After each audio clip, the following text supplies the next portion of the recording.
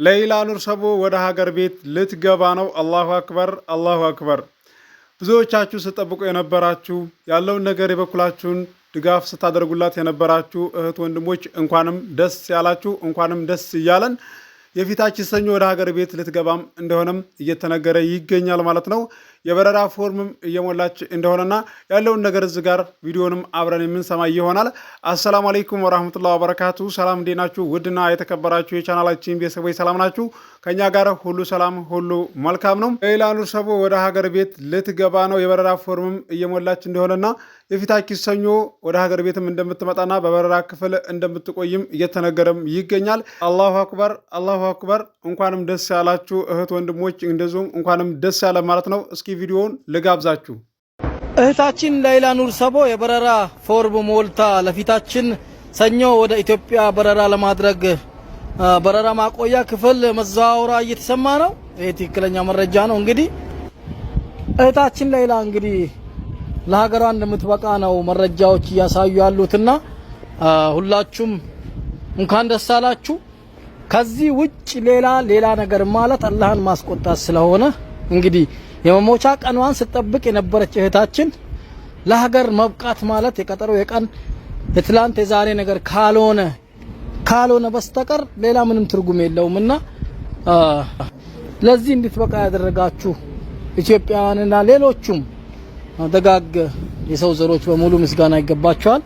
እህታችን አሁንም በሰላም ለሀገርሽ ያብቃሽ ማለት ነው። ሌላ የሚባል ነገር ምንም ነገር የለም። ትክክል እኮ ነው ወንድማችን ማለት ነው። ሌላ ነገር የሚባል ምንም ነገር የለም ያለው እውነቱን ነው ማለት ነው። ዋናው በሰላም ለሀገሯ በቅታ ከቤተሰቦቿ ጋር መገናኘቷን ነው እኛ የምንፈልገው ማለት ነው። ከዛ ከጭንቀትና መከራ ስቃይ ወጥታ ማለት ነው ማየት ነው የምንፈልገው። ብዙዎቻችሁ ድጋፍ ስታደርጉ የነበራችሁ ዱዓ ስታደርጉላት የነበራችሁ እህት ወንድሞች እንኳንም ደስ ያላችሁ ማለት ነው። ያም አለ ይሄም አለ ዋናው ከእስር ቤት መለቀቋና ወደ ሀገሯ በሰላም መምጣቷ ነው። ከቤተሰቦቿ ጋር መገናኘቷ ነው። ብዙዎቻችሁም የምትፈልጉትም የምትወዱትም የምንወደውም ማለት ነው። ነገር ግን አንዳንድ ሰዎች በሰው ላይ ቶሎ ለመፍረድ ትቸኩላላችሁ። ነገ ጧት በእናንተ አይደርስ ይመስላችኋል ማለት ነው። ይደርሳል ማለት ነው። የዛን ጊዜ ነው በቃ ራሳችሁንም በቃ እንደዚህ የምትገመግሙትና እኛም እንደዚህ ብለን ነበረ ደረሰ፣ በሰው ላይ እንደዚህ ብለን ነበረ የምትሉበት ጊዜ ይኖራል ማለት ነው። ሰው ላይ ታርጋ ለመለጠፍ የሌሉበትን ምንም እንትን ያላሉበትን ማለት ነው እዛ ላይ ገብታችሁ በቃ ከወዳ የምታንቦጫርቁ ሰዎች አላችሁ ማለት ነው። ዱዓ ማድረግና በአይናችሁ ያላያችሁትን ነገርና ያልሰማችሁትን ነገር ከወዳ ከወዲህ ተማንቦጫቦጭ ማለት ነው እንዲሁ ዱዓ ብታረጉላትና ዝም ብላችሁ ሆን ይሻላል ማለት ነው። ገብቷችኋል አይደለ? እውነት አትቀርም ትመነምናለች እንጂ ማለት ነው። እህታችን ለይላ ኑር ሰቦ አላህ በሰላም ወደ ሀገርሽ ያስገባሽ ማለት ነው። ለቤተሰቦችሽ ያብቃሽ። የቤተሰቦችሽን ደስታና የአንቺንም ደስታ የምንሰማ አላህ ያድርገን ማለት ነው። የፊታችን ሰኞ ነው የተባለው። ከዛም ወዲህ የምንሰማ አላህ ያድርገን ደስታችሁም ማለት ነው። አይታችኋል ቤተሰቦቿ እናትና አባቷ እንደዛ ስቅስቅ ብለው ሲያለቅሱ አንጀት ነው የሚበሉት ወላሂ ከምንም በላይ ማለት ነው።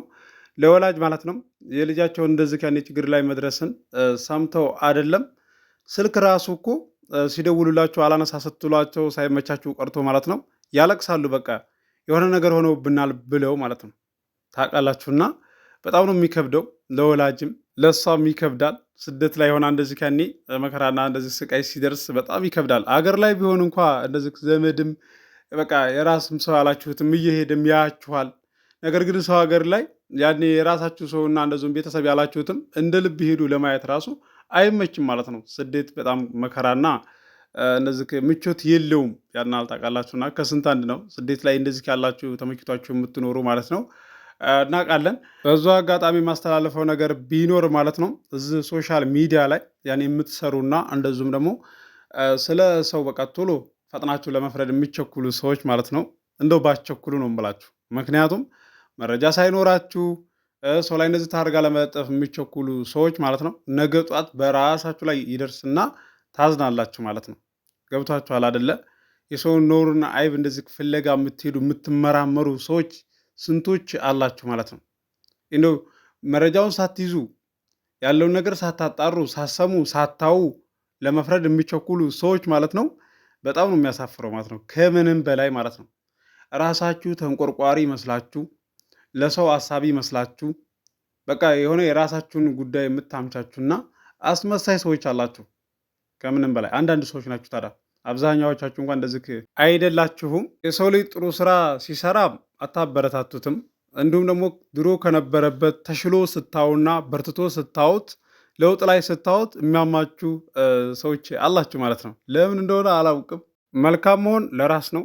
ጥሩ ብትሆኑ ለራሳችሁ ነው። መጥፎ የምትሆኑ ከሆነ ደግሞ ራሳችሁን እንጂ የምትጎዱት ማንንም አትጎዱም ማለት ነው። በሰዓቱ መስሏችሁ ሰውን የጎዳችሁ ይመስላችኋል እንጂ ነገ ጧት ደግሞ ታውታላችሁ ማለት ነው።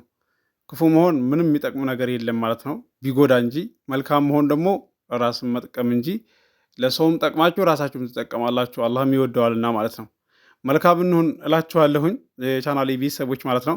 ሌላን እንግዲህ በሰላም ለሀገሯ ያብቃት፣ ለቤተሰቦቿ ያብቃት። ዱዓ አድርጉላት። በቅርብ ደስታዋንም የቤተሰቦቿንም ደስታ አላህ ያሰማም ማለት ነው።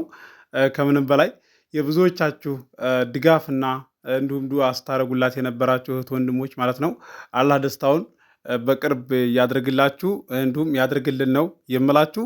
ያለውን ነገር እንደሰማችሁ ነው ማለት ነው። በቅርብም እንደሚያሰማን ተስፋ አደርጋለሁኝ። ዛሬው ቪዲዮ ይሄን ይመስላል። እንደምትወዱ ተስፋ አደርጋለሁ። ለቻናላችን አዲስ ሆናችሁ ሰብስክራይብ አድርጉ። የደወል ምልክቱ ስትጫኑ ሁሌ የምለቀው ቪዲዮ ይደርሳችኋል። አብራችሁ ስለቆያችሁ ከልቤ አመሰግናለሁ። በሌላ ቪዲዮ ውስጥ የምንገናኝ። አሰላሙ አለይኩም ወራህመቱላሂ ወበረካቱ። ሰላም ሁኑ። እወዳችኋለሁ።